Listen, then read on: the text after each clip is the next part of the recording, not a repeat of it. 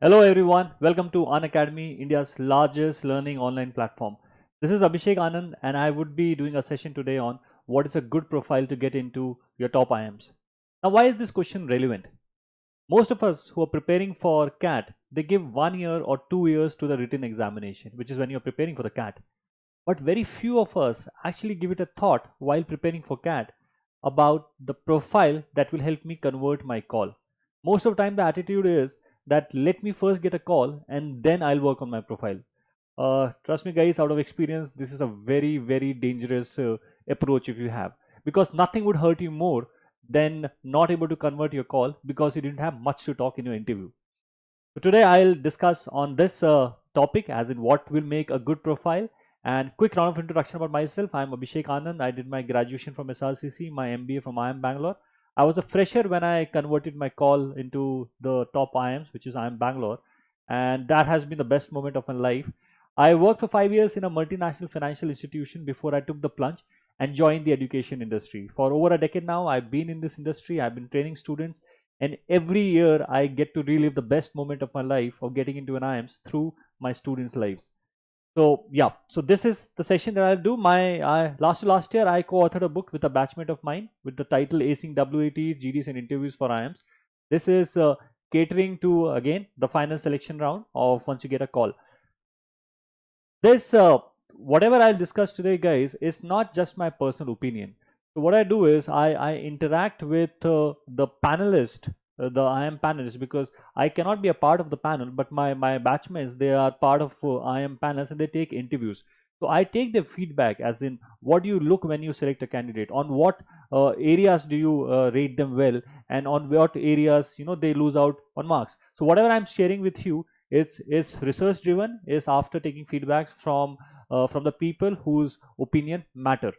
So the way I have structured this discussion today is I will touch upon the process of IIM selection, then understanding that who am I, what is my role in the entire process, then what do companies look in a candidate, because please understand your IIMs finally they are preparing you for a job in a company, so you have to meet the requirements of the company. So we need to understand what companies look in a candidate, and on this aspect I would touch upon on four pillars of a good profile, and finally what's my story. So let's say when you're going to face an interview, there has to be a story. So what's my story? I have a seven-sided star to define that. So let's bring with the session. So first we have to write cat, and then we get a call, we get a shortlist, and then we have to work for the interview call.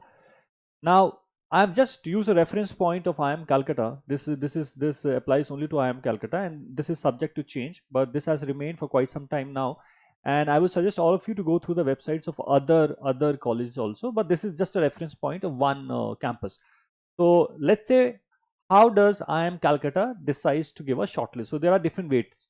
So first weight is your CAT examination. It carries 56% of the weight. Then you have class 10 marks, which has the maximum of 10 points. Class 12 marks, 15 points. The bachelor's degrees, which is 15 points, and gender diversity factor. So basically, this one is to promote gender diversity. So a non-male gets 4 points here as a gender diversity factor, and which comes down to total of 100, right? So candidate score, which is how do you get your weight, let's say 56 point weight of CAT score. So whatever your total score is, that is considered as A. The maximum CAT score is considered as B. So A divided by B into 56 is the score that you'll get out of the written examination, or which is the aptitude test. Now, so we have already mentioned that this is the 56% weightage. It carries 56% weightage, your CAT examination. Now, how do I look at what marks can I get from my class 10 marks? So if you have scored, and this is only for, as I said again, only for IIM Calcutta, if you scored more than 80 marks, you get 10%, 10 points, which is the maximum points. And if you got less than 60, you get 0 points. So 60 and above, you start getting points. If you have hit 80 in your class 10, then you get the maximum points, which is 10. Class 12 marks, it is again same thing. Less than 60, you get 0 points, and greater than 80, you get 15 points. Bachelor's degree, greater than 60 or equal to 60, you get maximum points, which is 15. If it is greater than 50 but less than 55, you get 5 points. So this is the component of yours getting the calls. So for IIM Calcutta, to get the calls in the weights, work experience is not a factor. This is as per now, which is there on the website. I have shared the link also. You can go through the link. Now, once you've got a score, right, and you've got a call, after that, what are the weightages for the final selection? What are the different weightages for the final selection? So, one second. Yeah.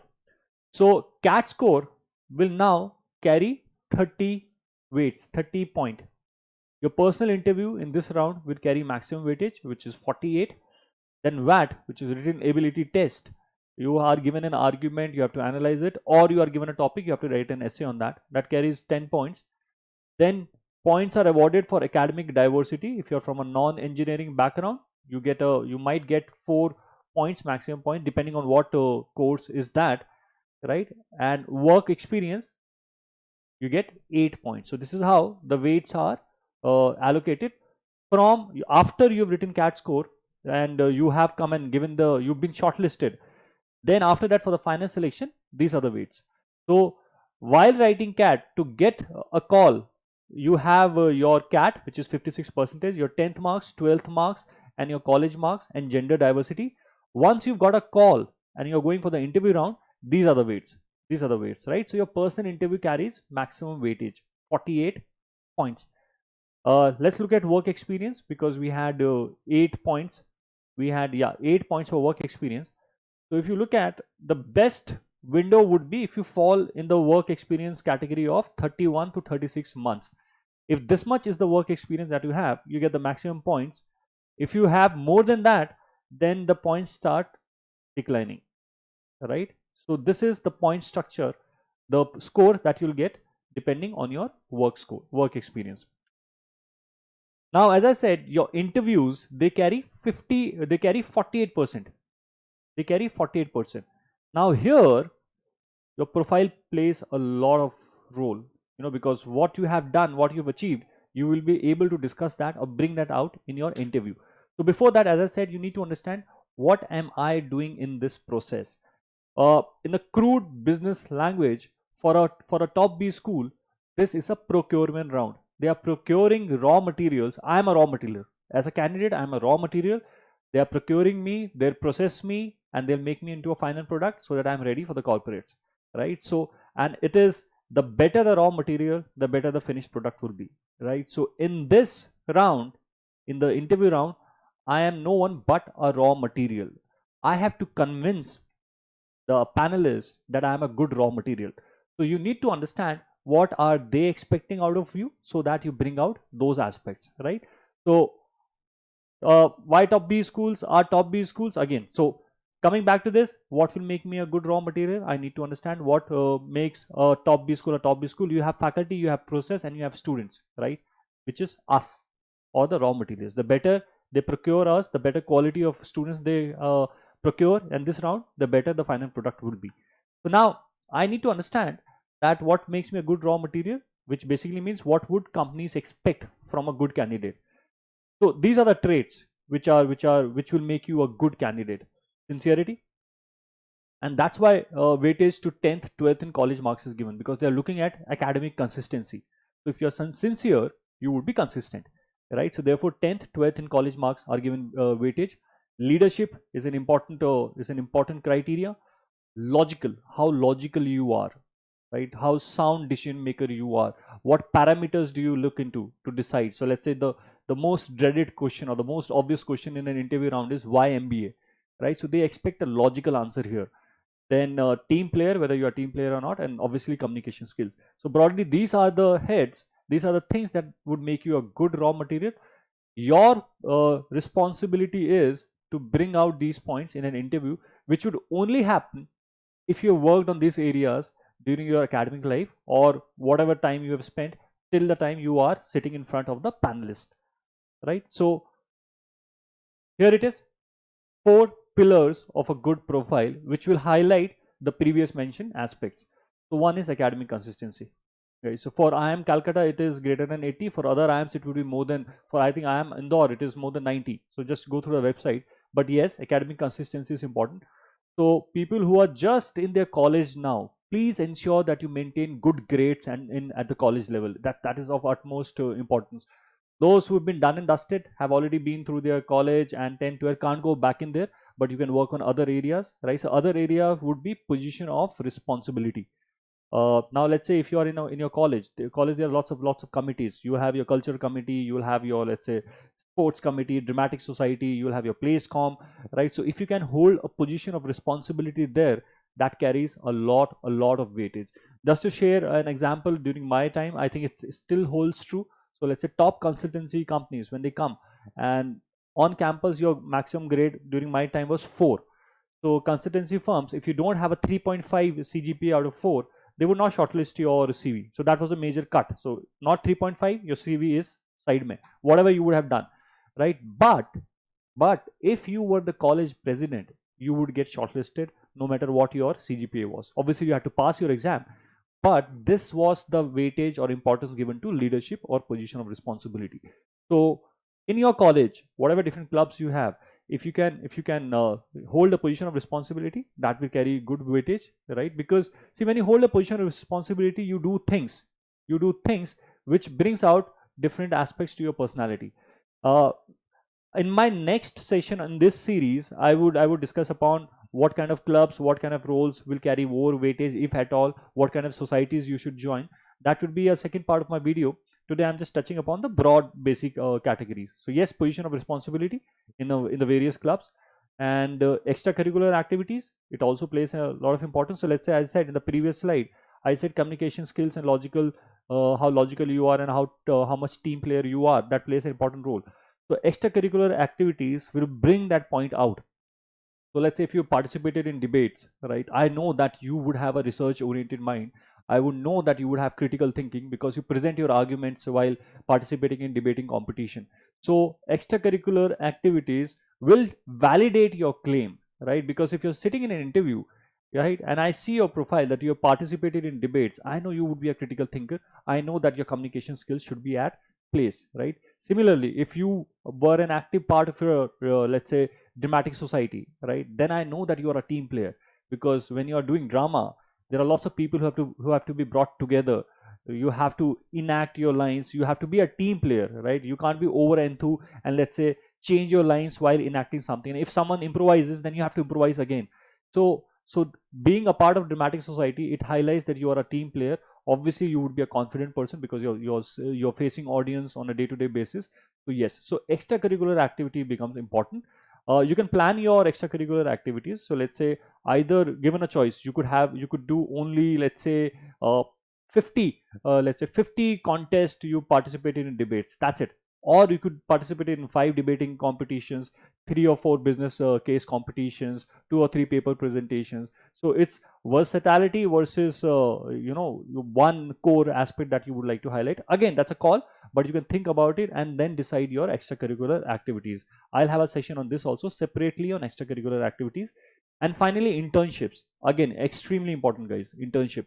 Now, most of us know that there are very few colleges where you get internship, right? Otherwise, you don't have very active internships cell. So if you are in such a college, make use of that internship cell. If not, you can reach out to companies. In today's technological world, if companies are not coming to you, you can go to the companies. So it would be appreciated if, despite the fact that your college placement cell was not active, you were able to figure out a placement for yourself. That would really help. I'll do a session on this also. Internship, how do we get internships? So basically, on these three heads: position of responsibility, extracurricular activity, and internships, I'll do different sessions. But today I'm just saying that while you're working on a profile, please try to get something under each head. Internships, you might say that, we know that we hardly get to do anything in an internship. You don't work that much, but even that is appreciated, because that is a reality. So how do you get work for yourself? How do you get assignment for yourself? How do you get your boss interested in your life? All that matters. It means that you have faced practical problems. This is a practical problem, right? Working in an organization and getting work for yourself is a practical problem. So it carries a lot of weightage. Plus, just imagine, one of the common question in an interview is, tell me something about yourself. Now, a person who has worked, who's done couple of internships, who had a position of responsibility somewhere and have actively participated in extracurricular activities will have a lot to speak to and can lead the interview in a particular direction. Yeah. Okay. So how to boost my profile, right? So there are certain high visibility and high impact activities. So I mentioned this, so which is paper presentation is one. You could publish articles, work with a professor, right? I'm sure the professors would love to work with sincere students. So you can if they are not reaching out to you, reach out to a professor and just check with them. Recently, I came to know of a student. Once I told her that you have to work on this aspect, she reached out to multiple professors. One of the professor gave her the opportunity of a lifetime. He's working on an amazing project, right? So you can reach out to the professors and yeah. So and let's say my acads are bad. This point I've given for the people whose acads are not that great, right? So this could happen that my 10th, 12th and the college marks are not that great. So what do I do in that case? So in that case, you can't push your, let's say if you have the opportunity of pushing your grades, try to push those. If not, then try to become expert in one or two subject. Expert, read up on them, read articles on them, form opinion on them, so that even in an interview, if they grill you on a cat, or if the question is asked that why your cats are low, you might give a justification for that. And you might also say that I am good at a couple of subjects, so if you want to check my knowledge on acads, when I study those subjects, these are the subjects, so you can check me on these subjects. So that helps, that definitely helps. And social cause, yes, you can join NGOs, but one thing, guys, do not join an NGO for the heck of a name. Whenever whatever NGO you join, you work, right? Okay. So so let's say in a profile, I would say this, I would call it a seven-sided star, right? And just evaluate your profile and see which part or which side of your star is dull or dim. And if you have an opportunity, if you have time to work on that, work on that. Those who are just into the college, in the first of the year of the college, they can work on this. They can plan it out so that your star is shining. So as I said, one is internship work experience. If companies don't reach out to you, you can reach out to your companies. You can use platforms like LinkedIn and all. Extracurricular activities, current affairs is important. More than facts and figures, how do you form perspective? That becomes important, right? So one thing, so let's say if you're selected for an interview and you're given a question that what is your opinion on the farmers law reforms bills, the three bills, right? Now, more than facts, I would be interested in your opinion about it. How do you form perspective about this, why it is good or why it is bad, right? So there is no right or wrong answer. It is how you form opinion, how you form perspective, that is important.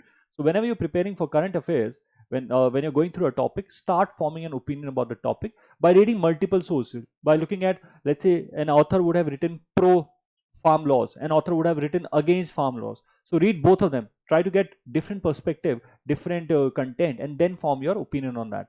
Evaluate your profile weakness. So I've given you four pillars of a good profile. So let's say you are brilliant on three pillars, but you haven't done an internship as yet. So can you pick up some project?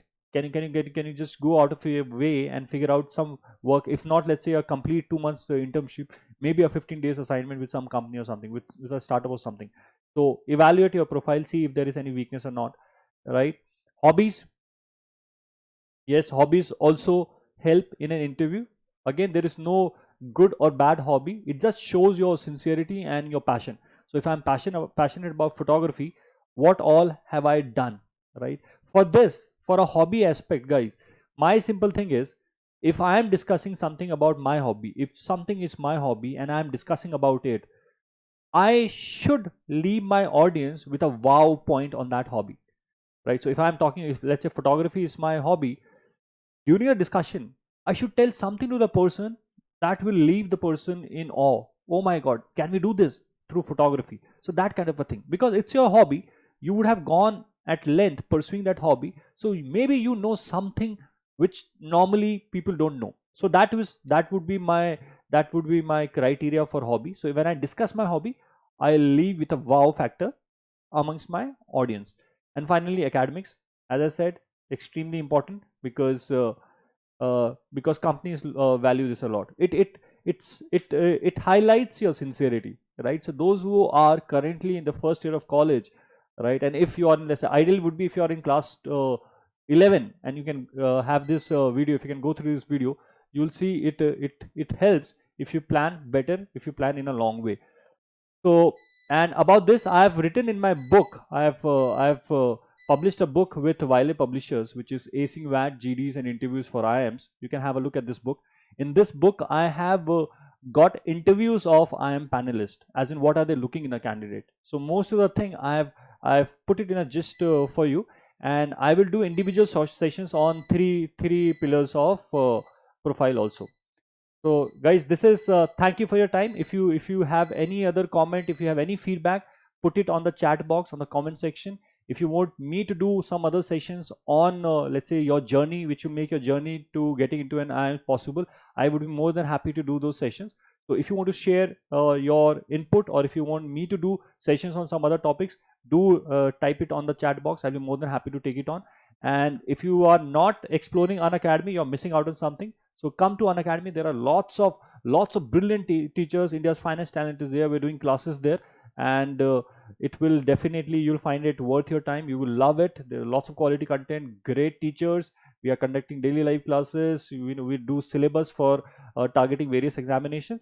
So see you there. I take classes on Unacademy, and I hope this session has helped you in deciding that, in determining the importance of what is a good profile. Because trust me, nothing hurts more than your inability to convert your call, not because you're not confident, simply because you didn't have content to convert your call into your dream IMs. So don't let that happen to you. Start working on a profile from right now. Thank you.